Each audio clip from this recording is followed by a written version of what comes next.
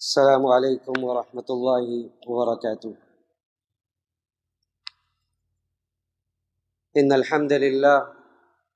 نحمده ونستعینه ونستغفره ونعوذ باللہ من شرور انفسنا ومن سیئات اعمالنا،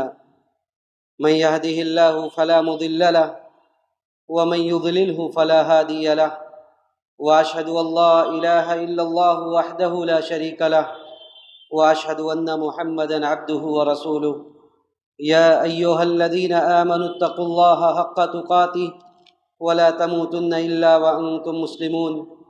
يا ايها الناس اتقوا ربكم الذي خلقكم من نفس واحدة وخلق منها زوجها وبث منهما رجالا كثيرا ونساء، واتقوا الله الذي تساءلون به والأرحام إن الله كان عليكم رقيبا۔ يا أيها الذين آمنوا اتقوا الله وقولوا قولا سديدا يصلح لكم أعمالكم ويغفر لكم ذنوبكم، ومن يطع الله ورسوله فقد فاز فوزا عظيما۔ أما بعد فإن خير الحديث كتاب الله، وخير الهدي هدي محمد صلى الله عليه وسلم، وشر الأمور محدثاتها، وكل محدثة بدعة، وكل بدعة ضلالة، وكل ضلالة في النار۔ فاعوذ بالله السميع العليم من الشيطان الرجيم، وما أرسلناك إلا رحمة للعالمين۔ محترم بزرگوں، نوجوان ساتھیوں، عزیز دوستوں، اللہ رب العزت والجلال کے فضل و کرم سے مقامی جمعیت اہل حدیث مدن پورہ کی طرف سے سیرت النبی کے عنوان سے بڑی اچھی محفلیں، بڑی اچھی نشستیں منعقد کی جا رہی ہیں۔ ہم اور آپ ماہ رمضان سے قبل اللہ کے رسول صلی اللہ علیہ وسلم کی حیات طیبہ کے چند صفحات کو ہم نے پلٹا۔ آپ کے زندگی کے چند واقعات، گرد کے نبوت کے بعد 6 سالوں تک ہم نے مختصر داستان سنی اور اس کا خلاصہ بیان کرنے کی میں نے سعادت حاصل کی۔ جہاں پر بات ختم ہوئی تھی، آخری بات غالباً یہ تھی کہ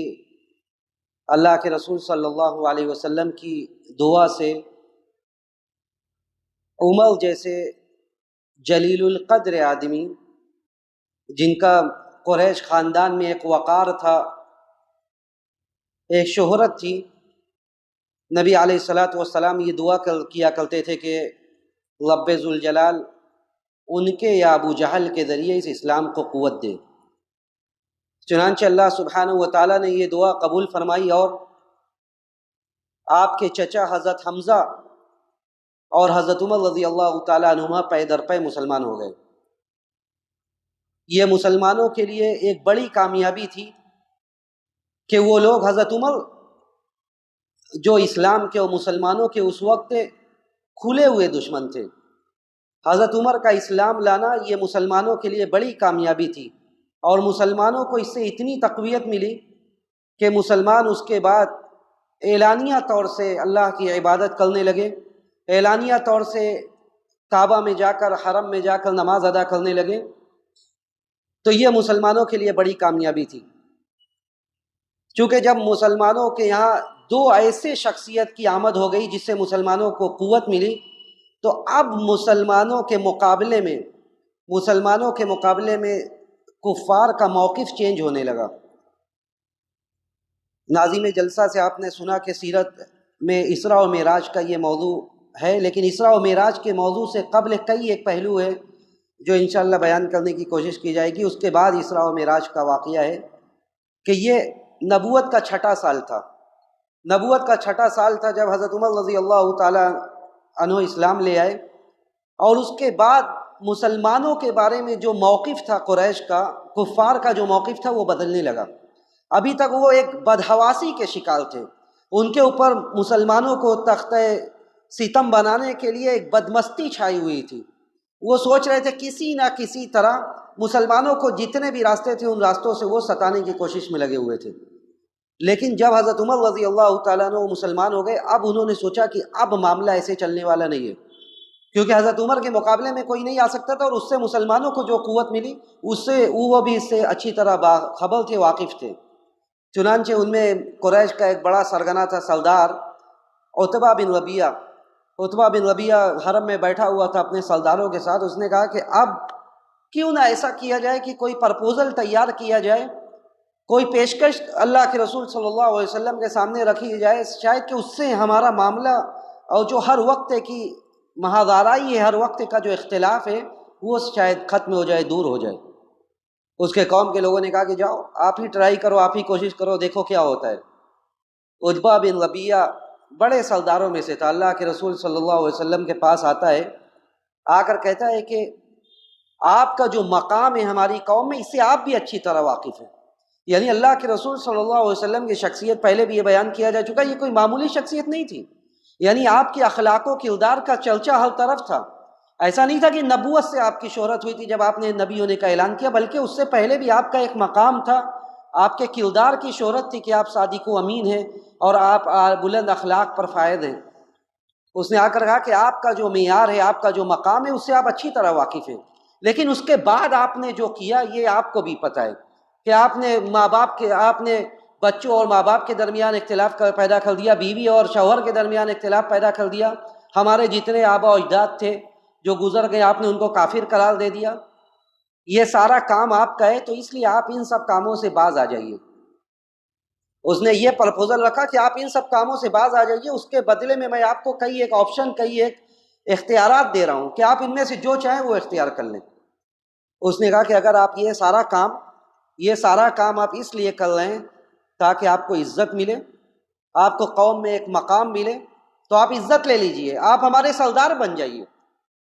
اور اگر یہ سارا کام آپ اس لیے کر رہے ہیں تاکہ آپ کو دولت ملے، آپ کے حصے میں دولت و ثروت آئے، تو آپ جتنا مال چاہتے ہیں اتنے مال کا انتظام کر کے ہم آپ کے حوالے کر دیتے ہیں، اور آپ ہم میں سب سے زیادہ مالدار ہو جائیں گے۔ اگر آپ بادشاہت چاہتے تو ہم آپ کو اپنا بادشاہ بنا لیتے، لیکن اللہ کے واسطے آپ اپنا راستہ بدل لیجئے، اور یہ جو ہمارے آبا و اجداد کو آپ گالی دیتے ہیں، آپ یہ راستہ چھوڑ دیجئے۔ اللہ کے رسول صلی اللہ علیہ وسلم اس کی باتیں سنتے رہے۔ آپ کہتے ہیں کہ تمہاری بات مکمل ہو گئی، بات پوری ہو گئی؟ وہ کہتا ہے کہ ہاں۔ اللہ کے رسول صلی اللہ علیہ وسلم بغیر کچھ اپنی طرف سے کچھ کہے ہوئے بغیر آپ قرآن کی آیات پڑھنا شروع کرتے ہو، کہتے ہیں حامیم تنزیل من الرحمن الرحیم کتاب فصلت آیاتہ قرآنا عربیا۔ آپ حامیم سجدہ کی آیات، ابتدائی آیات پڑھتے ہیں اور کہتے ہیں اس کے سامنے انہی آیات کو پڑھتے جاتے ہیں، اور وہ آیات بیٹھ کر سنتا ہے، اور سنتے سنتے اس کی حال یہ ہوتی ہے کہ وہ آیات سنتا ہے۔ جب اللہ کے رسول صلی اللہ علیہ وسلم سجدہ آتا ہے اس صورت میں، سجدہ کرتے اس کے بعد آپ سجدے سے اٹھتے، آپ کہتے ہیں کہ اب میں نے تمہیں اللہ کی آیات سنا دی، اب تمہیں جو کرنا ہو تم کرو۔ یعنی آیات ایسی تھی کہ وہ سٹپٹا گیا، اس کے رونگٹے کھڑے ہو گئے کہ حامیم تنزیل من الرحمن الرحیم، یہ اللہ کی طرف سے، رحمان و رحیم کی طرف سے نازل کردہ یہ آیات ہے۔ جس کو تم کہہ رہے ہو کہ یہ ساحر کا، یہ مجنوں کا کلام ہے، یہ جادوگری ہے، یہ کیا ہے؟ یہ تنزیل من الرحمن الرحیم کتاب فصلت آیاتہ، ایسی کتاب ہے جس کی آیات کھول کھول کر بیان کی گئی ہے، بشیر و نذیرہ، اس میں بشارت بھی ہے اور ڈرانا بھی ہے۔ فاعرض اکثرهم فهم لا يسمعون، لیکن اکثر لوگ اعراض کرتے ہیں، سننے پر بھی وہ تیار نہیں ہیں۔ اللہ کے رسول صلی اللہ علیہ وسلم نے یہ آیات بیان کی، سٹپٹا گیا۔ بلکہ بعض روایات میں یہ آتا ہے کہ آپ پڑھتے پڑھتے آپ یہاں تک پہنچے کہ فَإِنْ أَعْرَضُوا، اگر وہ لوگ اعراض کریں، اس صورت کی آگے کی آیات ہے کہ اس میں اللہ نے فرمایا کہ فَإِنْ أَعْرَضُوا فَقُلْ أَنذَرْتُكُمْ صَاعِقَةً مِثْلَ صَاعِقَةِ عَادٍ وَثَمُودَ، کہ نبی اگر وہ لوگ اعراض کریں تو آپ ان سے کہہ دیجئے کہ میں تمہیں عاد و سمود جیسی کڑک سے میں تمہیں ڈرا رہا ہوں۔ عاد و سمود کو جس کڑک کا عذاب دیا گیا تھا، اسی عذاب سے میں تمہیں بھی ڈرا رہا ہوں۔ کہتے ہیں کہ اللہ کے رسول صلی اللہ علیہ وسلم جب اس آیت پر پہنچے کہ فَإِنْ أَعْرَضُوا فَقُلْ أَنذَرْتُكُمْ صَاعِقَةً مِثْلَ صَاعِقَةِ عَادٍ وَثَمُودَ، اپنا ہاتھ آپ کے زبان پر رکھ دیا اور کہہ رہا ہے اب بس کیجیے، اب بس کیجیے، یعنی ڈر اور خوف کے مارے اپنا ہاتھ آپ کے زبان پر رکھنے لگا اور کہنے لگا کہ اب بس کرو، اور اپنا ہاتھ زمین پر رکھ کر آپ کی باتیں، یعنی آپ جو قرآن کی آیات پڑھ رہے تھے اس کو سنتا جا رہا تھا۔ اس کے بعد چہرہ کا رنگ روپ بدلا ہوا اپنی قوم کی طرف جب واپس جاتا ہے، لوگ سمجھ جاتے ہیں کہ یہ بھی اسی کا شکار ہو گیا، جتنے لوگوں نے اب تک کوشش کی تھی سب کے ساتھ یہی ہوا تھا۔ عتبہ جب لوٹتا ہے واپس تو اس کے قوم کے لوگ پہلے ہی آپس میں بات کرتے ہیں کہ دیکھو یہ گیا تھا، اس کا چہرے کا رنگ دوسرا تھا، آیا ہے دوسرا ہے۔ واپس آتا ہے، لوگ پوچھتے ہیں کیا ہوا، تمہارے رنگ اڑا ہوا ہے۔ وہ کہتا ہے کہ میں جس نتیجے پر پہنچا ہوں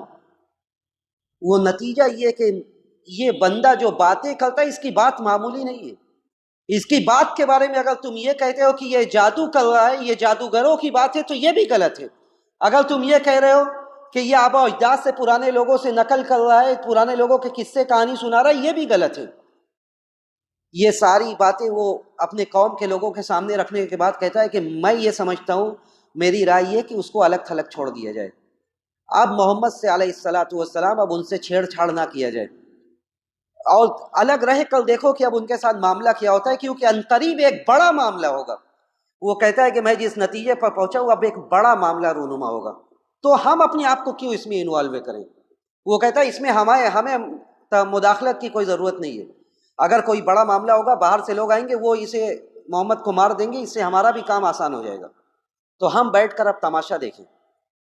وہ اپنے قوم کے لوگوں کو سمجھاتا ہے کہ اب اس سے چھیڑ چھاڑ کرنے کی ضرورت نہیں ہے۔ اللہ کے رسول صلی اللہ علیہ وسلم کے سامنے جب یہ پرپوزل آتا ہے اور یہ کھلم کھلا ناکامی کا شکار ہو کر جب واپس جاتا ہے، تو قوم کے لوگوں کا بھی کان کھڑا ہوتا ہے کہ جا کر اتنا بڑا بڑا اختیارات رکھا گیا، پیشکش کی گئی کہ آپ بادشاہ بن جائے، دولت و ثروت لے لیں، جو لینا چاہے لے لیں، اس کے بعد بھی یہ بندہ اپنے موقف سے ہٹنے کے لیے تیار نہیں ہے۔ ایک طرف یہ معاملہ ہو رہا ہے، دوسری طرف آپ کے چچا ابو طالب جو شروع سے لے کر آپ کی خدمت میں لگے ہوئے، آپ کے بچاؤ میں لگے ہوئے۔ ایسا نہیں ہے کہ وہ اس کے بعد حمزہ اور حضرت عمر کے اسلام لانے کے بعد وہ اب مطمئن ہو گئے، اس لیے کہ ان کو اس بات کا ان کے سامنے پورا نقشہ گھوم رہا تھا۔ ان کے سامنے پورا نقشہ گھوم رہا تھا کہ ایک طرف ابو جہل جو پتھر لے کر آپ کو مارنے کے لیے تیار ہے، دوسری طرف عقبہ بن معیط آپ کی گردن میں کپڑے ڈال کر آپ کو زخمی کر رہا ہے، تو تیسری طرف ایسے لوگ ہیں جو آپ کے پیچھے پیچھے چل کر آپ کا مذاق اڑا رہے ہیں۔ تو ایسا نہیں ہے کہ یہ اطمینان کا وقت ہے۔ اور ابو طالب کو اس بات کی اچھی طرح اس بات کی فکر تھی، اور انہیں اندازہ بھی تھا کہ کچھ نہ کچھ گڑبڑ ہونے والا ہے۔ انہوں نے اس موقع پر، ابھی تک وہ اکیلے پورے کفار کا مقابلہ کر رہے تھے، لیکن یہاں پر انہوں نے اب اپنے خاندان کے 2 بڑی شاخوں کو جمع کیا، یعنی بنو مطلب کے ساتھ بنو ہاشم کے سارے لوگوں کو جمع کیا اور کہا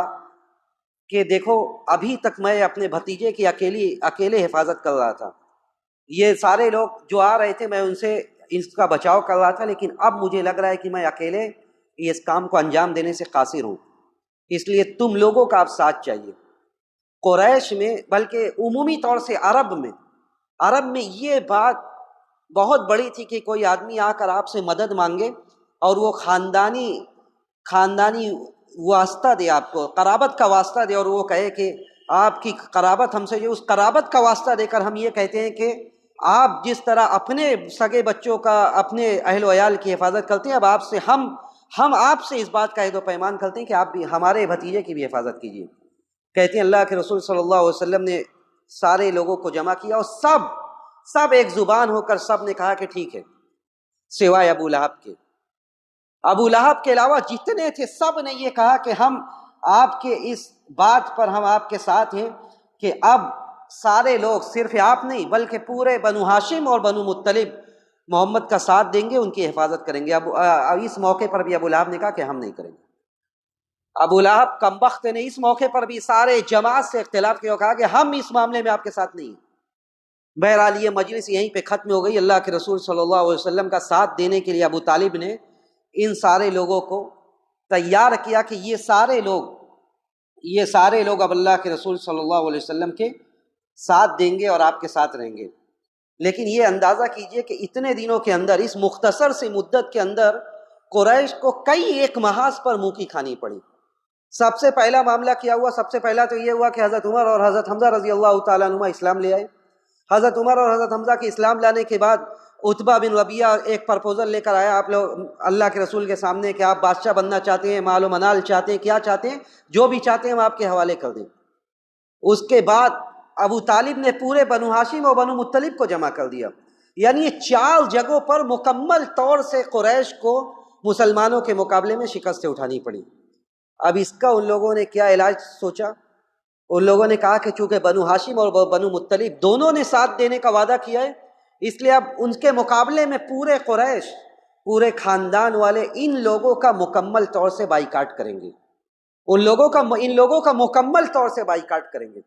اور ایک صحیفہ لکھا گیا، ایک عہد و پیمان لکھا گیا۔ اس عہد و پیمان میں یہ بات آئی کہ اب پورے بنو ہاشم اور بنو مطلب سے کسی بھی طرح کا تعلق نہیں رہے گا، نہ ان سے لین دین ہوگا، نہ ان کے مجلسوں میں شرکت کیا جائے گا، نہ ان کے یہاں آنا جانا ہوگا، کسی بھی طرح کا کوئی تعلق نہیں ہوگا۔ اس کے بعد یہ اتنی بڑی بات تھی کہ پورے بنو ہاشم اور بنو مطلب سمٹ کر شیب ابی طالب میں محصور ہونا پڑا، شیب ابی طالب میں محصور ہونا پڑا۔ اور یہ کمبخت اس صحیفے کو لکھنے والا جس کا نام مورخین اور سیرت نگار بغیث ابن عامر بتاتے ہیں کہ اللہ کے رسول صلی اللہ علیہ وسلم نے اس کے لیے بد دعا کی، یہ بھی ذکر کیا جاتا ہے کہ بد دعا کی اور اس کا ہاتھ شل ہو گیا، اس کا ہاتھ پھر کام کے قابل نہیں بچا۔ صحیفہ لکھا گیا، صحیفہ لکھ کر کعبے کی دیوار سے لٹکا دیا گیا، جس میں اس بات کی طرف اشارہ تھا کہ یہ متفقہ فیصلہ ہے،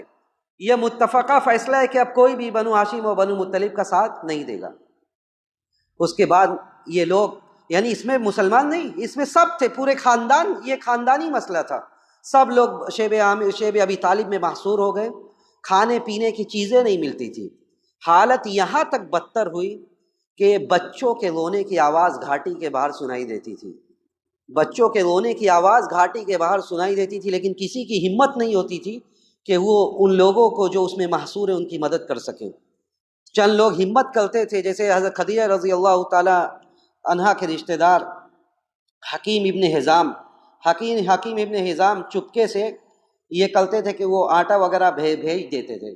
لیکن جب ملاقات ہو جاتی تھی، ابو جہل سے سابقہ پڑ گیا، جس دن ابو جہل نے سختی سے روکنے کی کوشش کی، لیکن انہوں نے کسی طرح چپکے سے پھر آٹا پہنچایا، لیکن حالت بس سے بدتر تھی، کھانے کی چیزیں نہیں تھی، لوگ پتے تک، چمڑے وغیرہ تک کھانے پر مجبور تھے، اور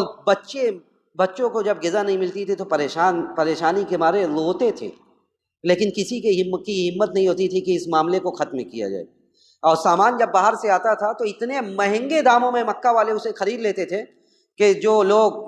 شیب ابی طالب میں محصور ہے وہ خرید ہی نہ سکے، ان کے پاس اتنا پیسہ ہی نہیں، تو ان کا یہ راستہ بھی بند کر دیا گیا کہ وہ خرید سکے، جب آتا تھا اس سے کو دوگنی اور زیادہ قیمتوں پر خرچ کر کے پیسہ یہ لوگ لے لیتے تھے اسے۔ اس کے بعد یہ معاملہ چل رہا تھا، لیکن عرب میں اچھے لوگ تھے، جب یہ صحیفہ لکھا گیا تھا اس وقت بھی ایسے لوگ تھے جو اس کے مخالف تھے، لیکن چونکہ اکثریت ایک طرف تھی اس لیے یہ لوگ کھل کر اعتراض نہیں کر رہے تھے۔ لیکن جب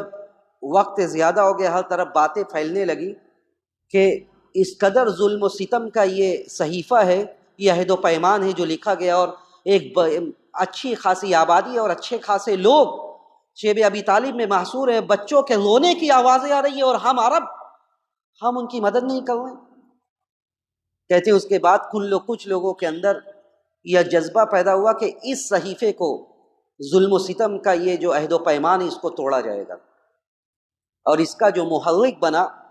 5 لوگوں کی ایک ٹیم بنی، 5 لوگوں کی ایک ٹیم بنی جن لوگوں نے اس میں بڑھ چڑھ کر حصہ لیا۔ دیکھیے جو لوگ، جب یہ لوگ مسلمان اور پورا بنو مطلب اور بنو ہاشم شیب ابی طالب میں گئے تھے، وہ محرم کی چاند رات تھی، نبوت کا 7واں سال تھا، اور محرم کے مہینے کی شروعات ہونے والی تھی۔ 3 سال تک سارے لوگ اسی شیب ابی طالب میں، اسی گھاٹی میں محصور رہے، اور 3 سالوں کے بعد جب لوگوں کے اندر یہ جذبہ پیدا ہوا کہ کتنے دنوں تک یہ ظلم و ستم کیا جائے گا، تو کچھ لوگ جو کھڑے ہوئے، اس میں سب سے بڑا نام تھا جس نے سارے 4 لوگوں کو اور جمع کیا،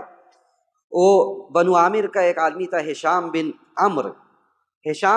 نامی یہ بندہ تھا۔ ہشام بن عمرو پہنچا زہیر کے پاس، زہیر جو اللہ کے رسول صلی اللہ علیہ وسلم کے پھوپھی کا لڑکا تھا، اس کی ماں جو تھی ابو طالب کی سگی بہن تھی، یہ ہشام بن عمرو اس کے پاس جاتے ہو، کہتے کس ٹائپ کے تم آدمی ہو، تمہارے ماموں کے ساتھ کیا کچھ ہو رہا ہے گھاٹی میں، اور تم یہ آرام سے بیٹھ کے کھا پی رہے ہو، کیا تمہارے کان پر جوں نہیں رینگ رہی ہے کہ کس طرح کا سلوک محمد کے ساتھ ان کے خاندان والوں کے ساتھ بھی کیا جا رہا ہے؟ تو وہ کہتا ہے میں اکیلا کیا کر سکتا ہوں، میں اکیلا آدمی ہوں، میں کیا کر سکتا ہوں؟ تو یہ کہتا ہے کہ آپ کے ساتھ ایک آدمی اور ہے۔ وہ کہتا ہے کون؟ وہ یہ کہتے ہیں میں خود ہوں۔ کہتا ہے تو اب تیسرے کو تلاش کیا جائے، کچھ اور لوگ ہو جائیں، تیسرے کو تلاش کرتے ہیں۔ تیسرا آدمی آتا ہے اس ٹیم میں، تیسرا مطعم ابن عدی، عرب کے ایک مشہور آدمی ہوتے ہیں، ان کے پاس جاتا ہے، ان کے پاس بھی یہی بات کی جاتی ہے۔ وہ کہتے ہیں ایک دو اور آدمی کو لیا جائے، تو یہ کہتے ہیں دو آدمی تو پہلے سے۔ پھر چوتھے ابو البختری کو لیا جاتا ہے، اسی طرح پانچویں اسعد بن زمع اس کو لیا جاتا ہے۔ یہ سارے لوگ جمع ہوتے ہیں، 5 آدمی کی ٹیم بن جاتی ہے، اور یہ لوگ کہتے ہیں کہ ہم لوگ اس صحیفے کو جو کعبہ سے لٹکا دیا گیا اس کو ہم چاک کر دیں گے، اور اس کے خلاف کل ہم حرم میں آواز اٹھائیں گے کہ اس سے ہم راضی نہیں تھے۔ رات میں پوری پلاننگ ہوتی ہے، اور صبح صبح یہ لوگ حرم میں پہنچتے ہیں۔ زہیر ایک اچھا جوڑا زیب تن کر کے وہ حرم میں پہنچتا ہے، اور اس کے بعد یہ لوگ کعبہ کے پاس جو عبادت ہوتی ہے وہ کرتے ہیں۔ اس کے بعد یہ آتا ہے اور آ کے وہاں پہ کھڑا ہو کر کعبہ کے پاس کہتا ہے کہ ہم لوگ یہ ظلم و ستم کے اس عہد و پیمان سے جو تم لوگوں نے کیا تھا اس سے ہم مخالفت کرتے ہیں، اور ہم اس صحیفے کو چاک کرتے ہیں۔ ابو جہل وہاں پہ کچھ دوری پہ بیٹھا رہتا ہے، وہ آواز نکالنے لگتا ہے کہ یہ کیا کر رہے ہو؟ اس کے بعد یہ لوگ، جب ایک آدمی بولتا ہے دوسرا اس کا سپورٹ کرتا ہے، دوسرا ساتھ دیتا ہے۔ جب ہشام بولتے ہیں، اس کے بعد زہیر بولتے ہیں، پھر مطعم ابن عدی بھی یہ کہتے ہیں کہ یہ سراسر ظلم ہے، عرب کی تاریخ یہ نہیں ہے کہ اس طرح ظلم کیا جائے کسی پر۔ اس کے بعد 5 آدمی بولتے ہیں، اور ابو جہل کہتا ہے کہ مجھے اب سمجھ میں آ گیا کہ یہ ابھی کی بات نہیں ہے، فوراً یہ معاملہ نہیں ہو رہا ہے، بلکہ پہلے سے سب یہ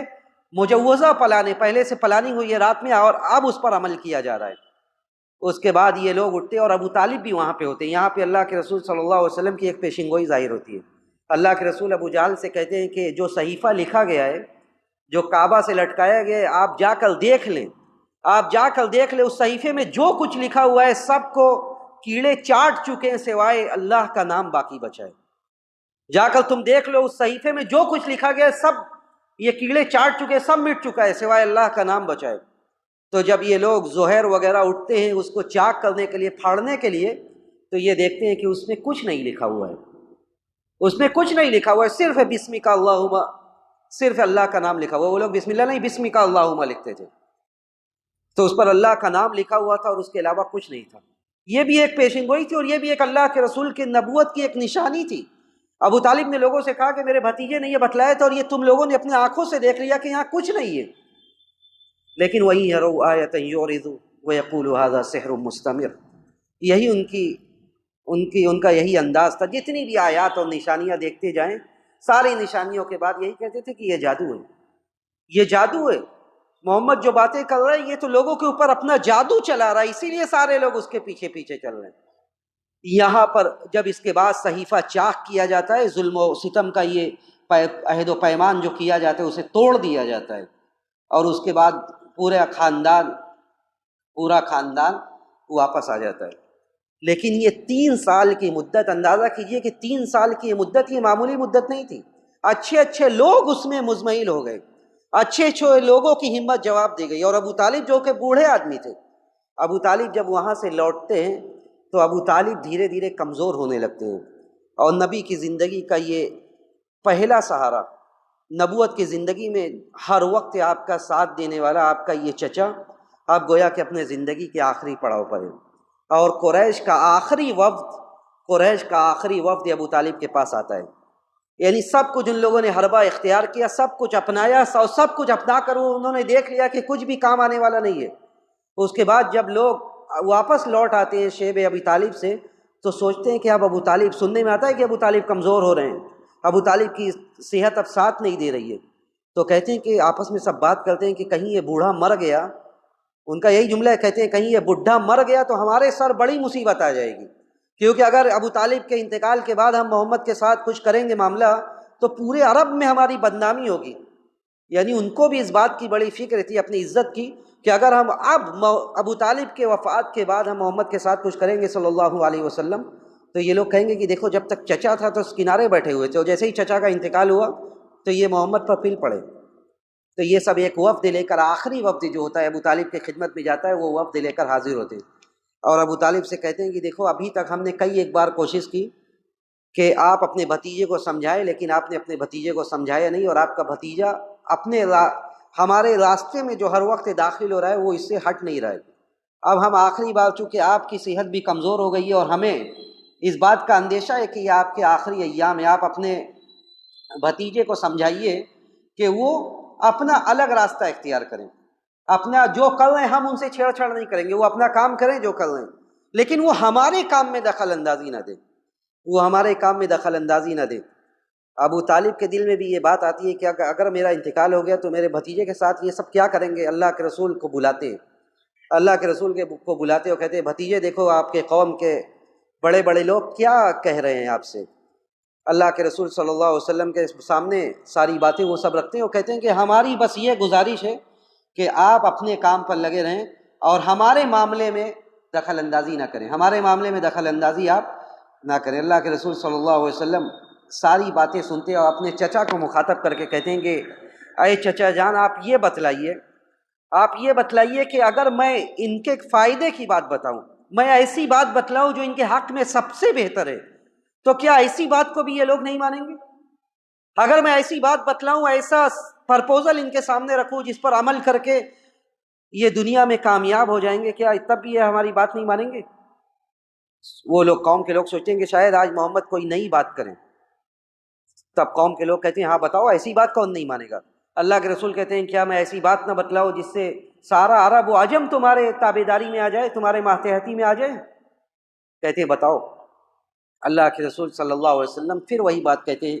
قولوا لا الہ الا اللہ تفلحوا تملک العرب والعجم، قولوا لا الہ الا اللہ تملک العرب والعجم، تم لوگ یہ کہہ دو کہ ایک اللہ کے علاوہ کوئی حقیقی معبود نہیں ہو، عرب و عجم سب تمہارے ماتحتی میں آ جائیں گے، تم عرب و عجم کے سردار بن جاؤ گے۔ پھر وہاں پہ سب چیخنے چلانے لگتے ہیں کہ پھر وہی بات تم ہمارے آبا و اجداد کو برا بھلا کہنے لگے، ابھی تک ہم جس دین پر تھے کیا وہ دین صحیح نہیں تھا؟ اجعل الالہۃ الہا واحدا ان ھذا لشیء عجاب ما سمعنا بہذا فی الملۃ الاخرہ۔ تم یہ چاہتے ہو کہ سارے آبا و اجداد کو چھوڑ کر، جو ہمارے آبا و اجداد تھے جو اس کی وہ عبادت کرتے تھے، سب کو ہم چھوڑ کر ایک اللہ کو رب مان لیں؟ ان ھذا لشیء عجاب ما سمعنا بہذا فی الملۃ الاخرہ، ہم نے اس سے پہلے یہ بات ہی نہیں سنی۔ اللہ نے سورہ صاد کی کئی ایک آیات نازل کی اور قسم کھا کر کہا کہ یہ لوگ جتنی بھی آیات اور جتنی بھی نشانیاں آتی رہتی ہے، یہ گھمنڈی لوگ، یہ متکبرین، یہ ساری آیات سے اعراض کرتے ہیں، یہ ساری آیات سے اعراض کرتے ہو، کہتے ہیں کہ یہ جادو ہے اور ہم یہ بات نہیں مانیں گے۔ یہاں پر بھی وہ منہ کی کھاتے ہیں، لیکن ایک بڑا کام جو وہ کر کے جاتے ہیں وہ یہ ہوتا ہے کہ ابو طالب کی عاقبت خراب کر دیتے ہیں۔ دیکھیے ابو طالب ہوں، چاہے اللہ کے رسول کے والد ہوں، آپ کی والدہ ہوں، چونکہ اللہ کے رسول کے والد اور والدہ کا انتقال تو پہلے ہی ہو جاتا تھا، یہ سب کوئی بھی اسلام پر نہیں تھا، اس لیے ان لوگوں کے نام کے ساتھ رضی اللہ تعالیٰ عنہ کہنا یہ مناسب نہیں ہے، اور ابو طالب بھی مسلمان نہیں ہوئے۔ صحیح بخاری کی روایت ہے کہ ابو طالب کا جب آخری وقت آیا تو ابو طالب کا آخری وقت آیا، قریش کے بڑے بڑے لوگ آ کر آگے پیچھے جمع ہو گئے، اس لیے کہ ان کو اللہ کے رسول صلی اللہ علیہ وسلم اپنے چچا کو، یہ معمولی چچا نہیں تھے، یعنی یہ ایسے چچا تھے کہ اللہ کے رسول کی وجہ سے، اللہ کے رسول کے لیے وہ پورے قوم سے بھیڑے ہوئے تھے، پورے قوم سے دشمنی مول لے کر زندگی گزار رہے تھے۔ جب آخری وقت آئے، اللہ کے رسول صلی اللہ علیہ وسلم ان کے پاس بیٹھ کر ان سے ایک ہی فریاد کر رہے تھے، کہہ رہے تھے یا عم قل لا الہ الا اللہ کلمۃ احاج لک بہا عند اللہ، اے چچا جان آپ ایک کلمہ کہہ دیجئے، آپ لا الہ الا اللہ پڑھ لیجئے، کلمۃ احاج لک بہا عند اللہ، میں اللہ کے سامنے دلیل دوں گا، حجت پیش کروں گا۔ آپ ایک طرف سے یہ کہتے تھے کہ اے چچا آپ کلمہ پڑھ لیجئے، دوسری طرف جو بڑے بڑے سرگنا قریش کے بیٹھے ہوئے تھے وہ کہہ رہے تھے اترغب عن ملت عبد المطلب، پوری زندگی جس ملت سے آپ دفاع کرتے رہے، پورے زندگی آپ عبد المطلب کے دین پر تھے، اب جاتے جاتے آپ اس دین کو چھوڑ دیں گے؟ اترغب عن ملت عبد المطلب۔ اور ابو طالب کو یہی بات زیادہ صحیح لگی، یا اللہ نے ان کے قسمت میں یہی لکھا تھا کہ وہ کفر پر ہی ان کا انتقال ہوگا، تو آخری کلمہ ان کے زبان پر یہی تھا کہ وہ علی دین عبد المطلب، عبد المطلب کے دین پر وہ تھے اور ان کا انتقال ہو گیا، یعنی وہ کلمہ نہیں پڑھ سکے۔ ابو طالب کا انتقال ہوتا ہے، اللہ کے رسول کو سخت تکلیف ہوتی ہے، اس لیے کہ ابو طالب کا انتقال، ایک تو یہ کہ آپ کمزور ہو گئے، دوسرا یہ کہ ابو طالب کفر کی حالت میں انتقال ہوا۔ اللہ کے رسول نے کہا کہ جب تک مجھے منع نہیں کیا جائے گا میں اپنے اس چچا کے لیے میں مغفرت طلب کرتا رہوں گا، میں اللہ سے مانگتا رہوں گا کہ اللہ انہیں معاف کر دے، یہاں تک کہ اللہ تعالیٰ نے یہ آیت نازل کی کہ ما کان للنبی والذین آمنوا ان یستغفروا للمشرکین ولو کانوا اولی قربی، ما کان للنبی والذین آمنوا ان یستغفروا للمشرکین، نہ تو نبی کے لیے جائز ہے نہ مومنوں کے لیے جائز ہے کہ وہ مشرکین کے لیے مغفرت طلب کریں، چاہے وہ ان کے قرابت دار ہوں۔ اس کے بعد اللہ تعالیٰ نے منع کیا کہ اب نبی ابو طالب کے لیے مغفرت نہیں طلب کریں گے۔ ابو طالب کی وفات ہوتی ہے، اللہ کے رسول صلی اللہ علیہ وسلم کمزور ہو جاتے ہیں، اور یہ بات پہلے سے معہود تھی کہ اگر ایسا ہوا تو ابو طالب کے جانے کے بعد آپ کے اوپر یہ لوگ جو ابھی تک کنارے ہیں یہ لوگ پھر میدان میں آئیں گے، اور اللہ کو منظور کچھ اور ہوتا ہے کہ ایک طرف ابو طالب کا انتقال ہوتا ہے اور اس کے 3 دن بعد یا 2 مہینے کے بعد آپ کی سب سے پہلی بیوی جس سے آپ کو اولاد تھی اور جنہوں نے ہر مشکل کے وقت آپ کا ساتھ دیا تھا، ایسی بیوی کی جب آدمی پریشان ہو کر گھر آتا ہے تو وہ اس کا حوصلہ بنتی ہے، اسے حوصلہ دیتی ہے کہ اللہ آپ کو رسوا نہیں کرے گا، اللہ آپ کو بے یار و مددگار نہیں چھوڑے گا۔ ایسی بیوی کے آسمان سے جبرائیل سلام لے کر آ رہے ہیں، ایسی بیوی جس بیوی کے لیے بشارت دی جا رہی ہے کہ ختیجہ کو ایسے محل کی بشارت دے دو، موتیوں کے اس محل کی جس میں شور و شغف نہیں ہوگا، اس لیے کہ کبھی اپنے شوہر کے سامنے انہوں نے اپنی آواز بلند نہیں کی۔ ایسی بیوی چل بستی ہے، ایسی بیوی کا انتقال ہو جاتا ہے پے در پے، ایک طرف چچا کا انتقال ہوتا ہے، دوسری طرف آپ کی بیوی کا۔ اللہ کے رسول صلی اللہ علیہ وسلم ٹوٹ جاتے ہیں اور دوسری طرف پوری قوم آپ کے پیچھے پڑ جاتی ہے، جو کفار ابھی تک جن کو ہمت نہیں ہو رہی تھی کھل کر آپ کے چچا کی وجہ سے، وہ سب آپ کے پیچھے پڑ جاتے ہیں۔ اس کے بعد اللہ کے رسول صلی اللہ علیہ وسلم اسی سال کو جو آپ نے سنا، اسی سال کا نام سیرت کی کتابوں میں غم کا سال رکھا جاتا ہے، چونکہ ابو طالب اور خدیجہ رضی اللہ تعالیٰ عنہا کے وفات کے بعد یہ اتنا نبی پر غم ہوتا ہے کہ اس غم کی وجہ سے اس سال کا نام ہی عام الحزن رکھ دیا جاتا ہے۔ اس کے بعد اللہ کے رسول صلی اللہ علیہ وسلم کے ساتھ جب بہت زیادہ ظلم و ستم ہونے لگتا ہے، اب آپ سوچتے ہیں کہ اب مکہ کو چھوڑا جائے، مکہ کو چھوڑ کر دعوت کا کام باہر کیا جائے، اور اس کے لیے آپ کیا اختیار کرتے ہیں؟ اس کے لیے آپ طائف کی سرزمین اختیار کرتے ہیں، جو مکہ سے قریب ترین ایک شہر ہے۔ آپ طائف کا رخ کرتے ہیں،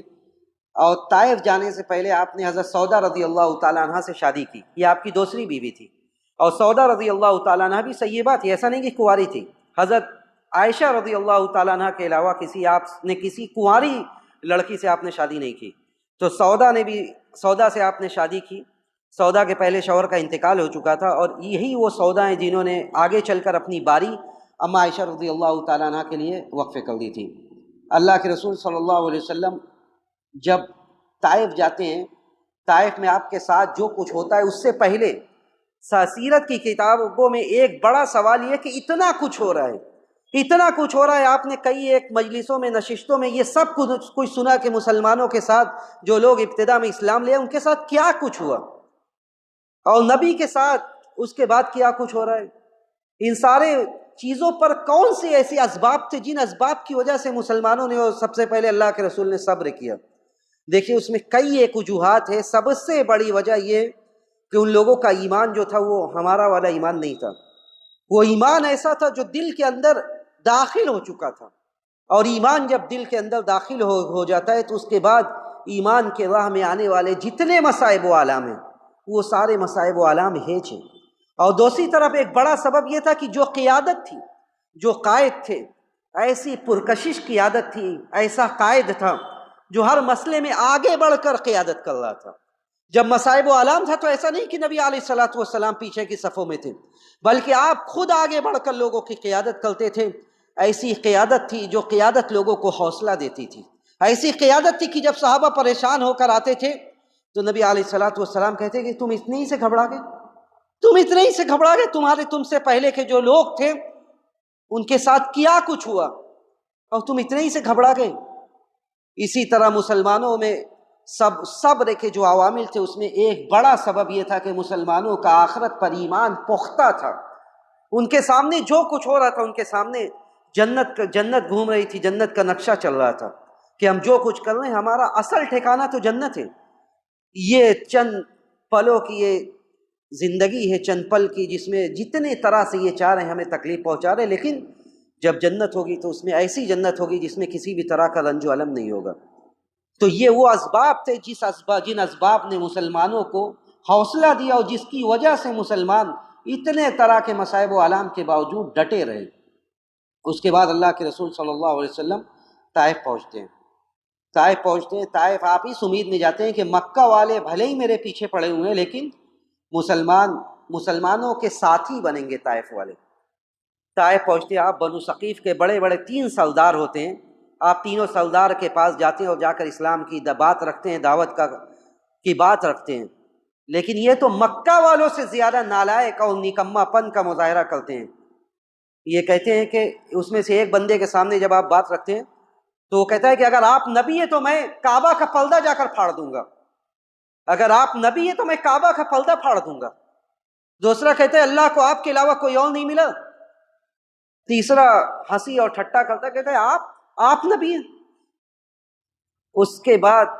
اللہ کے رسول صلی اللہ علیہ وسلم ان لوگوں سے تو مایوس ہو جاتے ہیں کہ یہ سب بات نہیں ماننے والے، اس لیے کہ یہ بات بھی نہیں مانتے، مذاق اڑاتے ہیں اور کہتے ہیں کہ ہمارے جگہ سے نکل جاؤ ورنہ ہم ایسا معاملہ کریں گے کہ آپ سمجھ نہیں سکتے. اور اس کے بعد یہ سب کیا کرتے ہیں، طائف کے اوباش قسم کے لفنگوں کو آپ کے پیچھے لگا دیتے ہیں اور وہ آپ کے پیچھے پیچھے چلتے ہیں، آپ سے مذاق کرتے ہیں، آپ کو مارتے جاتے ہیں. آپ کو اتنا مارتے ہیں کہ خون بہتے بہتے جا کر آپ کے چپل میں، جوتے میں جم جاتا ہے. خون بہتے بہتے آپ کے جوتے میں جم جاتا ہے. آپ چل رہے ہیں، آپ کے پیچھے پیچھے یہ پتھروں سے مار رہے ہیں، آپ کو پتھر پھینک رہے ہیں، مذاق اڑا رہے ہیں، مذاق کرتے جا رہے ہیں. اور یہ وہ دن تھا جو اللہ کے رسول اور آپ کے ساتھی حضرت زید بن حارثہ کے اوپر غزوہ احد سے زیادہ مشکل دن تھا. اما عائشہ نے پوچھا تھا رضی اللہ تعالیٰ عنہ کہ اللہ کے رسول کیا غزوہ احد سے زیادہ مشکل دن بھی آپ پر اور مسلمانوں کے اوپر آیا ہے کبھی؟ تو آپ نے اسی دن کا تذکرہ کیا تھا. کہا کہ جب ہم طائف اس امید میں پہنچے کہ یہاں کے لوگ ہمارے ساتھی بنیں گے، اسلام کا اور مسلمانوں کا ساتھ دیں گے، اور اس کے بعد بنو ثقیف کے سرداروں نے اوباشوں کو لگا دیا، پیچھے پیچھے پتھر مارتے ہوئے چلتے تھے، ہنسی اور ٹھٹا کرتے تھے اور مارتے مارتے پیچھا نہیں چھوڑ رہے تھے. اور اس کے بعد اللہ کے رسول صلی اللہ علیہ وسلم یہاں تک کہ ایک باغ میں آپ پناہ لینے کے لیے ایک باغ میں چلے گئے. ربیعہ کے خاندان کا، ان کے اولادوں کا ایک باغ تھا، آپ اس میں چلے گئے. آپ وہاں جا کر بیٹھتے ہیں، اس کو ترس آتا ہے، چونکہ خاندانی قرابت دور سے اللہ کے رسول سے ان لوگوں کی بھی تھی. اس کو ترس آتا ہے، وہ اپنے غلام سے کہتا ہے جس کا نام عداس ہے. آج بھی طائف میں اگر لوگ جاتے ہیں، ہم لوگوں نے خود دیکھا ہے، ان جگہوں کو جو گائیڈ ہیں وہ بتاتے ہیں کہ یہ جگہ تھا اور یہ تھی. کتنی حقیقت یہ اللہ جانے، لیکن ان سب جگہوں کو لوگ بتاتے ہیں کہ یہ جگہ تھی. تو اس باغ میں اللہ کے رسول صلی اللہ علیہ وسلم جا کر بیٹھتے ہیں تو وہ کہتا ہے، جو مالک ہوتا ہے وہ اپنے غلام سے کہتا ہے کہ جاؤ ایک انگور کا گچھا لے کر جاتا ہے کہ اپنے جو سامنے بیٹھا اسے کھلا دو. اللہ کے رسول کے پاس جاتے، وہ بندہ آتا ہے، آپ لے لیتے ہیں، لے کر کھانے سے پہلے آپ بسم اللہ کرتے ہیں. بسم اللہ ایک نیا لفظ ہوتا ہے. وہ آدمی، وہ عداس جو ہوتا ہے، جو غلام، وہ کہتا ہے یہ کون سا لفظ ہے، آپ کہاں سے آئے ہوئے ہیں؟ اللہ کے رسول بتاتے ہیں، کہتا ہے آپ کون ہیں؟ آپ بتاتے ہیں کہ آپ کون ہیں. اللہ کے رسول اس سے پوچھتے تم کون ہو؟ کہتا ہے کہ میں ایک بستی کا نام بتاتا ہے جہاں سے حضرت یونس علیہ الصلاۃ والسلام کی بستی. اللہ کے رسول کہتے ہیں کہ وہ تو میرے بھائی ہیں، میں بھی نبی اور وہ بھی نبی. یہ سننا تھا کہ وہ آدمی آپ کے سامنے جھکتا ہے، آپ کو بوسہ لینے لگتا ہے. تو جو مالک ہوتے ہیں باغیچے کی، وہ کہتے ہیں یہ بھی گیا. وہ آپس میں بات کرتے ہیں کہ یہ بھی گیا. اس کے بعد واپس بلاتے ہیں، کہتے ہیں یہ کیا تھا؟ تو وہ کہتا ہے کہ یہ کوئی معمولی بندہ نہیں ہے، یہ نبی، اور اس نے ایسی بات بتائی جو ایک نبی ہی بتا سکتا ہے. اس نے ایک ایسی بات بتائی جو ایک نبی بتا سکتا ہے. اس کے بعد اللہ کے رسول صلی اللہ علیہ وسلم وہاں سے نکلتے اس باغ سے، اور عالم کیا ہوتا ہے، آپ کی حالت کیا ہوتی ہے، اور آپ اس موقع پر جو دعا کرتے ہیں اس دعا کے الفاظ سنیے اور اندازہ کیجئے کہ آپ کتنی تکلیف میں رہے ہوں گے. آپ ہاتھ اٹھاتے ہیں اللہ کے سامنے اور کہتے ہیں اللہم الیک اشکو ضعف قوتی وقلت حیلتی وہوانی علی الناس. آپ اپنی عاجزی، اپنی کمزوری اللہ کے سامنے رکھ دیتے ہیں کہتے کہ اللہ میں اپنی کمزوری، اپنی رسوائی، بے ناقدری، جو لوگ میری ناقدری کر رہے ہیں، میں ان سارا چیزوں کا گلہ و شکوہ آپ کے سامنے رکھ رہا ہوں۔ اللہم انت رب المستضعفین، اے اللہ تو کمزوروں کا رب ہے، اے اللہ تو کمزوروں کا رب ہے۔ دعا کے الفاظ سے اندازہ کیجئے کہ نبی علیہ الصلوۃ والسلام سے اس طرح کے دعا کے الفاظ کسی اور موقع پر ثابت نہیں ہیں۔ آپ کہتے ہیں کہ اللہ میں اپنی ناقدری، اپنی کمزوری، میرے پاس کوئی تدبیر نہیں ہے، لیکن میں ساری چیزوں کا گلہ و شکوہ تیرے سامنے کر رہا ہوں۔ انت رب المستضعفین، تو کمزوروں کا رب، الی من تکلنی، تو کس کے حوالے مجھے کر رہا ہے؟ الی بعید یتجہمنی، کیا تو ایسے بیگانے اور اجنبی کے سامنے جو میرے ساتھ زیادتی کرے، یا ایسے دشمن کے جو کیا تو نے کسی دشمن کو میرے معاملے کا مالک بنا دیا ہے؟ اللہ کے رسول دعا کرتے جاتے ہیں اور اس کے بعد کہتے ہیں اعوذ بنور وجهک الذی اشرقت له الظلمات وصلح علیہ امر الدنیا والآخرہ، اللہ میں تیرے چہرے کے نور سے پناہ چاہتا ہوں، جس نور سے ساری تاریکیاں چھٹ جاتی ہیں،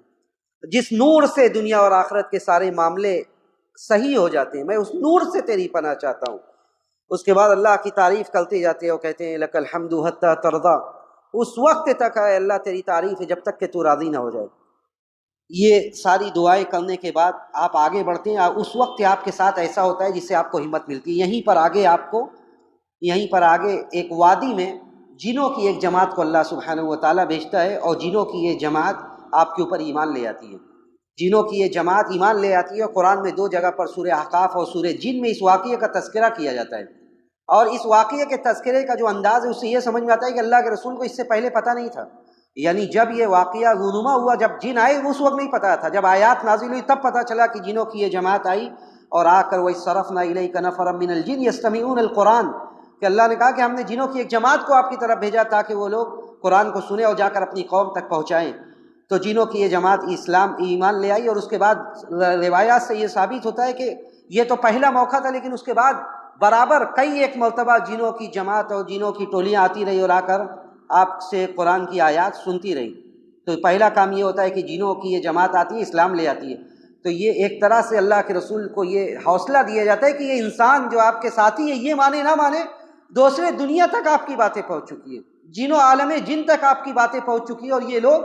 آپ کی باتوں کو سن کر اپنی قوم تک بھی پہنچا رہے ہیں۔ یہاں پر گویا کہ ایک طرح سے دھمکی بھی دی گئی۔ آپ غور کریں گے تو سورہ احقاف میں یہ آیت نازل کی گئی کہ وَمَن لَا يُجِبْ دَاعِيَ اللَّهِ فَلَيْسَ بِمُعْجِزٍ فِي الْأَرْضِ، جو اللہ کے داعی کی دعوت کو قبول نہ کرے تو وہ زمین میں اللہ کو بے بس نہیں کر سکتا۔ یعنی آج جو لوگ نہیں مان رہے اور وہ آپ کے پیچھے پڑے ہوئے، وہ یہ سمجھ رہے ہیں کہ وہ آپ کو یا اللہ کی جس دعوت کو آپ پہنچا رہے ہیں وہ اس دعوت کو ختم کر دیں گے، ایسا نہیں ہو سکتا، ایسا نہیں ہو سکتا۔ تو اللہ کے رسول صلی اللہ علیہ وسلم کو اس سے بہت زیادہ حوصلہ ملتا ہے۔ آپ جس غم میں اب تک تھے کہ ابو طالب کی وفات، ختیجہ کی وفات، اس کے بعد طائف میں یہ سلوک، اس کے بعد آپ طائف سے واپس آتے ہیں، اور ابھی تک آپ یہ سوچ میں تھے کہ مکہ واپس جائیں گے کیسے، لیکن مکہ آپ آنے کا عزم کرتے ہیں، اور مکہ آپ جب آنے لگتے ہیں تو آپ سوال یہ تھا کہ مکہ آپ آئیں کیسے، مکہ والے تو آپ کے پیچھے پڑے ہوئے تھے۔ اللہ کے رسول صلی اللہ علیہ وسلم نے کئی ایک لوگوں کے پاس پیغام بھیجوایا کہ آپ لوگ مجھے اپنے امان میں لے لیں، مجھے اپنے امان میں لے لیں اور اپنے ساتھ مجھے مکہ میں داخل کریں۔ سب نے معذرت کر لی، لیکن مطعم ابن عدی نے اللہ کے رسول کو امان دیا، اور اس نے اور اس کے بیٹوں نے ہتھیار پہن کر، جب اللہ کے رسول مکہ میں داخل ہوئے، ہتھیار پہن کر آپ کے ساتھ سب چلتے جا رہے تھے، اور جب کعبہ میں پہنچے اللہ کے رسول صلی اللہ علیہ وسلم نے جا کر کعبہ کے پاس مقام ابراہیم کے پاس آپ نے نماز پڑھی، اور اس نے مطعم ابن عدی نے کھڑے ہو کر وہاں پر کہا کہ میں نے محمد کو امان دیا ہے، میں نے محمد کو امان دیا ہے۔ بعض روایات میں آتا ہے کہ اس نے کہا کہ محمد کو میں نے امان دیا، تو ابو جہل مجبور تھا، اس نے کہا کہ جس کو آپ نے امان دیا اس کو میں نے بھی امان دیا۔ تو اس طرح اللہ کے رسول صلی اللہ علیہ وسلم کی مکہ میں واپسی ہوئی،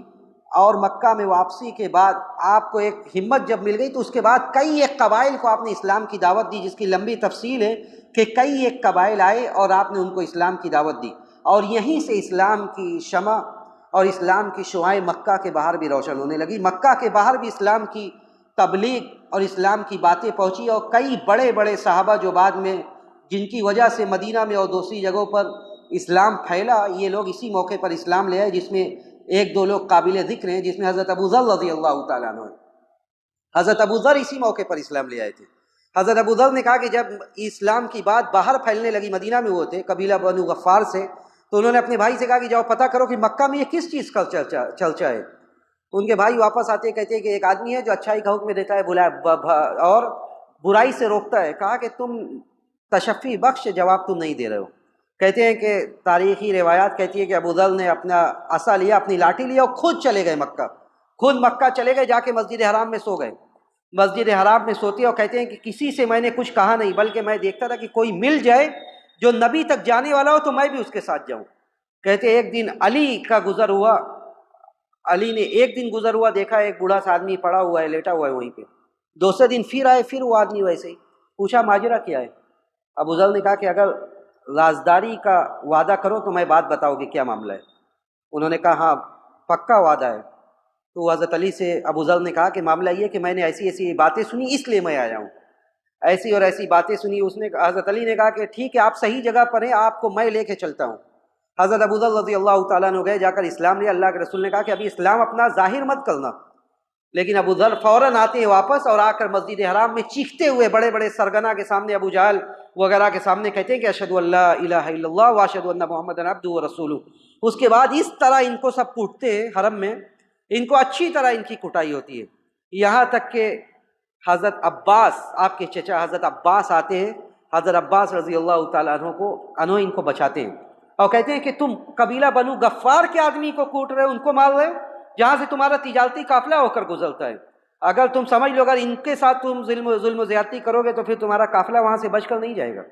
تو لوگ یہ جب بات سنتے ہیں، تجارت کی بات آتی ہے تو کنارے ہو جاتے ہیں۔ لیکن ابو ذر رضی اللہ تعالیٰ عنہ بھی اس قدر ہمتی اور ضدی قسم تھے کہ حضرت علی کہتے ہیں کہ اگلے دن پھر آتے ہیں حرم میں اور پھر آ کر ان لوگوں کے سامنے آ کر یہی کہتے ہیں کہ اشہد ان لا الہ الا اللہ واشہد ان محمدا عبدہ ورسولہ۔ پھر ان کو اسی طرح سنبھالتے ہیں اور پھر حضرت عباس آتے ہیں اور پھر حضرت عباس آ کر یہی بات کہتے ہیں کہ کیوں ایسے بندے کو مار رہے ہو جس سے تمہاری اور ہماری تجارت کا نقصان ہو۔ تو حضرت ابو ذر اسی موقع پر اسلام لاتے ہیں۔ اسی طرح حضرت طفیل الدوسی بھی اسی موقع پر اسلام لاتے ہیں، جن کا واقعہ مشہور ہے کہ ان کا اتنا کان بھرا گیا تھا کہ جب یہ مکہ آئے باہر سے تو ان سے کہا گیا کہ دیکھو مکہ میں ایک بندہ ایسا ہے کہ اگر اس کی بات بھی کان میں پڑ گئی تو تمہارا کام ختم۔ تو کہتے ہیں میں اس بات سے اتنا ڈر گیا کہ میں روئی ٹھوس کر چلتا تھا، میں اپنے کانوں میں روئی ڈال کر جاتا تھا،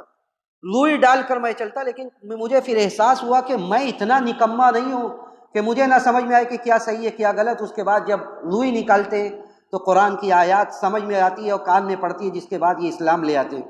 اس کے بعد اس طرح کئی ایک قبیلہ اور کئی ایک لوگ اسلام لاتے ہیں، اور اسی موقع پر شوال 11 ہجری میں اللہ کے رسول صلی اللہ علیہ وسلم کا نکاح حضرت عائشہ سے ہوتا ہے، جو آپ کی ترتیب کے حساب سے آپ کی تیسری بیوی تھی۔ حضرت عائشہ رضی اللہ تعالی عنہا کا نکاح ہوتا ہے آپ سے، جس وقت آپ کا نکاح ہوتا ہے اس وقت آپ کی عمر 6 سال تھی، اور جب رخصتی ہوتی ہے مدینے میں جانے کے بعد اس وقت آپ کی عمر 11 سال تھی، اس وقت آپ کی عمر 9 سال تھی۔ اس کے بعد اسراء و معراج کا وہ واقعہ پیش آتا ہے جس سے اللہ کے رسول صلی اللہ علیہ وسلم کو ایک تو آپ کی فضیلت ثابت کرنا ہوتا ہے اور اس کے ساتھ ساتھ آپ کو حوصلہ دینا ہوتا ہے۔ اسراء و معراج کا مختصر خلاصہ یہ ہے، لمبا واقعہ ہے، مختصر خلاصہ اس کا یہ ہے کہ اللہ کے رسول صلی اللہ علیہ وسلم مکہ میں ام ہانی کے گھر ہوتے ہیں، ام ہانی کے گھر سے آپ کو اٹھایا جاتا ہے، آپ کے گھر کی چھت کھلتی ہے، اور یہ سارا کچھ بیداری کی حالت میں ہوتا ہے۔ وہ لوگ غلط کہتے ہیں جو لوگ یہ کہتے ہیں کہ یہ سب نیند کے حالت میں ہوا تھا، یہ بیداری کی حالت میں ہوا تھا، بیداری کی حالت میں ہوتا ہے۔ اللہ کے رسول کو فرشتے لے جاتے ہیں، چھت کھلتی ہے، مسجد حرام سے کہاں لے کر جایا جاتا ہے؟ پہلے آپ کا سینہ چاک کیا جاتا ہے، سینہ چاک کیا جاتا ہے، زمزم سے دھویا جاتا ہے، اس کے بعد اسے دوبارہ اس کی اصلی حالت پر سل دیا جاتا ہے۔ اس کے بعد مسجد حرام سے لے کر آپ کو مسجد اقصیٰ تک لے جایا جاتا ہے، جس سفر کو اسراء کہا جاتا ہے۔ دیکھیے اسراء و معراج دو چیزیں، اسراء سبحان الذی اسریٰ بعبدہ لیلا من المسجد الحرام، تو اسراء کا لفظ جو ہے وہ یہ مکہ سے بیت المقدس تک کا سفر، تو مکہ سے بیت المقدس جاتے ہیں، بیت المقدس اللہ کے رسول صلی اللہ علیہ وسلم جاتے ہیں، جا کر انبیاء وہاں پہ ہوتے ہیں، انبیاء کو آپ نماز پڑھاتے ہیں۔ انبیاء کی امامت کے ذریعے یہ ثابت کیا جاتا ہے کہ آپ اب سید الانبیاء والمرسلین ہیں، آپ سارے نبیوں کے سردار ہیں، آپ سارے نبیوں کو امامت کراتے ہیں، اور وہاں سے پھر حضرت جبرائیل کی معیت میں آپ آسمان پر چڑھ جاتے ہیں۔ اور یہ سارا کچھ کتنے حصے میں ہوتا ہے؟ لیلا من المسجد الحرام الی المسجد الاقصیٰ، رات کے کچھ حصے میں، رات کے کچھ حصے میں یہ سارا قصہ اور سارا واقعہ پیش آتا ہے۔ آپ آسمان پر چڑھتے ہیں، پہلے آسمان میں آدم سے ملاقات ہوتی ہے، دوسرے میں عیسیٰ، پھر تیسرے میں یحییٰ، پھر ادریس، پھر ہارون، پھر موسیٰ، پھر ابراہیم علیہ السلام سے ملاقات ہوتی ہے۔ اللہ کے رسول صلی اللہ علیہ وسلم کو اس موقع پر کئی ایک تحفہ دیا جاتا ہے۔ اللہ کی طرف سے تحفہ کیا دیا جائے گا؟ اللہ کی طرف سے تحفہ یہ دیا جاتا ہے کہ اب 5 مرتبہ تم دن میں اللہ سے تعلق قائم کر سکتے ہو نماز کی شکل میں۔ نماز دی جاتی ہے 5 وقت کی نماز، پہلے 50 دی جاتی ہے۔ موسیٰ کے پاس آتے ہیں، موسیٰ کہتے ہیں کہ آپ کی قوم 50 وقت کی نماز نہیں پڑھ سکتی۔ آپ بار بار جاتے ہیں، 5 وقت کی نمازیں کم کی جاتی ہیں، یہاں تک کہ بچتی ہے کتنی؟ 5۔ اس کے علاوہ آپ کو دیا جاتا ہے یہ کہ سورہ بقرہ کی آخر کی آیات، آمن الرسول بما انزل الیہ من ربہ، یہاں سے لے کر آخری کی آیات 2 آیتیں، اور اس کے بعد ایک وعدہ آپ سے کیا جاتا ہے کہ جو بھی آدمی توحید پر اس دنیا سے جائے گا اس کو اللہ سبحانہ و تعالیٰ معاف کر دے گا، اور جو شرک پر مرے گا اس کی معافی نہیں ہوگی۔ یہ 3 باتیں آپ کو اس موقع پر آپ کو 3 تحفہ دیا جاتا ہے ایک طرح سے۔ اس کے بعد اللہ کے رسول صلی اللہ علیہ وسلم کو جنت و جہنم کی سیر کرائی جاتی ہے، جنت و جہنم کا نظارہ کرایا جاتا ہے۔ جہنم میں آپ کئی طرح کے لوگوں کو دیکھتے ہیں، جو تفصیلی روایات یا ہر باتیں آپ نے بتلائی کہ جہنم میں میں نے کیا دیکھا۔ جہنم میں میں نے ایسے لوگوں کو دیکھا جن کے ہاتھ میں تانبے کا ناخن ہے، اپنے جسم کو نوچ رہے ہیں وہ۔ نہ میں نے پوچھا کہ یہ کون لوگ ہیں؟ کہا کہ ہؤلاء یاکلون لحوم الناس، یہ وہ لوگ ہیں جو لوگوں کا گوشت کھاتے تھے۔ یقعون فی اعراضہم، جو لوگوں کی عزتوں کو اچھالتے تھے۔ میں نے یہ دیکھا کہ برہنہ عورتیں، برہنہ مرد وہ تندور میں نے پوچھا یہ کون لوگ ہیں؟ کہا کہ ہؤلاء الزنات، یہ لوگ زانی ہیں جن لوگوں نے اپنی عزت و عفت کی حفاظت نہیں کی۔ میں نے دیکھا کہ ایک نہر میں تیرے ہوئے، خون کی نہر میں، اور جب وہ باہر آنا چاہ رہے وہ باہر نہیں آ پا رہے۔ میں نے پوچھا یہ کون لوگ ہیں؟ کہا کہ یہ وہ لوگ ہیں یا جو لوگ سود خوری کرتے ہیں، جو لوگ سود کھاتے ہیں۔ اس طرح کے بہت سارے مناظر کا اللہ کے رسول صلی اللہ علیہ وسلم نے صحابہ کے سامنے تذکرہ کیا، جنت کے بارے میں بھی بتلایا، اور کہا کہ جنت کی زمین بڑی اچھی ہے، بڑی پاکیزہ ہے۔ اگر اس میں شجرکاری کرنا چاہتے ہو، اس میں درخت لگانا چاہتے ہو تو سبحان اللہ والحمدللہ ولا الہ الا اللہ واللہ اکبر، یہ کلمات اپنے زبان سے ادا کرتے رہو۔ یہ ساری باتیں آپ نے صحابہ کو بتلائی، اور اس کے بعد واپس آئے آپ، اور واپس آنے کے بعد آپ نے جو کچھ ہوا تھا وہ بتلایا۔ اس کے بعد بھی قریش اپنی پرانی ہٹ دھرمی کے مطابق اپنے ضد پر اڑے رہے، اور کہا ایسا ہو ہی نہیں سکتا۔ اور صدیق حضرت ابوبکر رضی اللہ تعالیٰ عنہ کو اسی موقع پر اللہ کے رسول نے صدیق کہا تھا، انہوں نے فوراً آپ کی تصدیق کی اور کہا کہ اگر محمد یہ کہتے تو یہ بات سچی ہے۔ تو یہ اس کا مختصر خلاصہ تھا۔ ہم اللہ سبحانہ و تعالیٰ سے یہی دعا کرتے کہ رب العالمین ہمیں سیرت کو پڑھنے، سیرت سے جو دروس و عبر نکلتے اس پر عمل کرنے کی توفیق نصیب فرما۔ سیرت کی ان واقعات کی وجہ سے ہمارے دلوں میں اپنے نبی کی محبت پیدا کر دے، ہمارا میدان محشر میں نبی کے ساتھ حشر فرما، نبی کے ہاتھوں حوض کوثر نصیب فرما۔ جب ہمارا اس دنیا سے جانے کا وقت آئے تو ہمیں اس بات کی توفیق دے کہ ہمارا آخری کلمہ توحید ہو۔ ربنا تقبل منا انک انت السمیع العلیم وتب علینا انک انت التواب الرحیم، وآخر دعوانا الحمد للہ رب العالمین، والسلام علیکم ورحمۃ اللہ وبرکاتہ۔